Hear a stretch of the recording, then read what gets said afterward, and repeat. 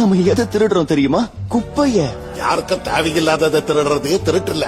யாருக்கும் தேவையில்லைன்னா அதை ஏன் திருடணும்? 4 பேருக்கு நல்லது பண்ணணும்னா எது பண்ணாலும் தப்பு இல்லையாக்கும்.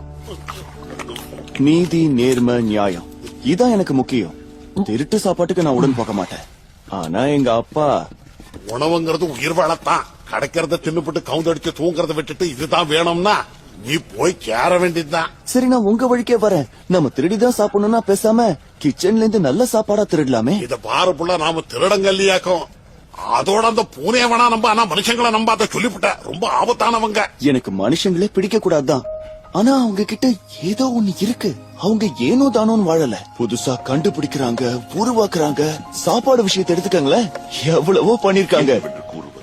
நல்ல உணவென்பது ரசிக்கக்கூடிய சங்கீதம், உணர்ந்து கொள்ள காவியம். மொத்தத்தில் நமது நாவிற்கும் விழிக்கும் ஒரு அற்புதமான விருந்தாகும்.